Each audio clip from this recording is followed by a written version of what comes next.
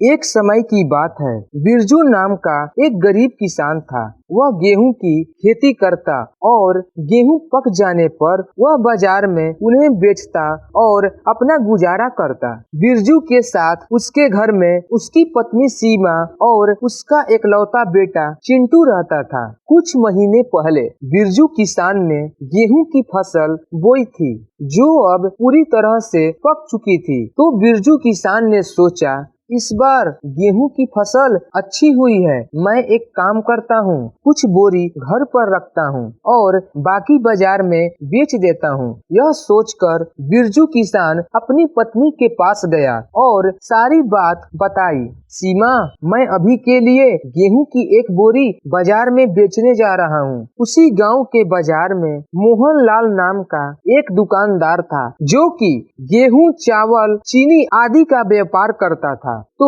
बिरजू किसान ने मोहन लाल की दुकान पर गया और उसने एक बोरी गेहूं के बदले चीनी खरीद ली। बिरजू किसान पहली बार मोहन लाल की दुकान पर गेहूं बेचने गया था। उस समय दुकानदार ने बिना तौले ही गेहूं के बदले चीनी दे दी और मोहन लाल बोला, सुन बिरजू, अगली बार गेहूं का वजन करके लाना। ये चीनी की बोरी 50 किलो की है, इसलिए इसके बदले तुम 50 किलो गेहूं लाना। बिरजू ने कहा, ठीक है सेठ जी, और किसान अपने घर चला गया। कुछ दिन बाद उसने वापस गेहूं बेचने का सोचा, परंतु इस बार उसने दुकानदार से खरीदी चीनी के बराबर गेहूं तौल दिए और गेहूं बेचने चला गया। बिरजू ने मोहन लाल को गेहूं की बोरी दी और वहीं खड़ा रहा। तभी मोहन लाल ने सोचा, क्यों न गेहूं की बोरी को तौल कर देख लूं। जब दुकानदार ने गेहूं की बोरी को तौला तो वह हैरान रह गया।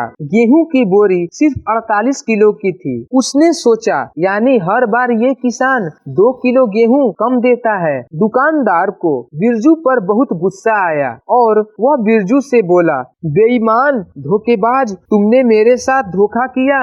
मैं तुम जैसे झूठे और मक्कार इंसान से सौदा नहीं करना चाहता। जो गेहूं तुम मुझे बेचते हो तो हर बार 2 किलो कम देते हो, बेईमान कहीं के। किसान ने बड़ी विनम्रता के साथ कहा, गुस्सा मत करो भाई, हम गरीब जरूर हैं, परंतु धोखेबाज और बेईमान नहीं है। हमारे पास इतने पैसे नहीं हैं कि हम तौलने के लिए तराजू खरीद सकें, इसलिए हम उस 50 किलो की चीनी की बोरी के बराबर गेहूं तौल देते थे, जो चीनी की बोरी मैं आपसे खरीदता था।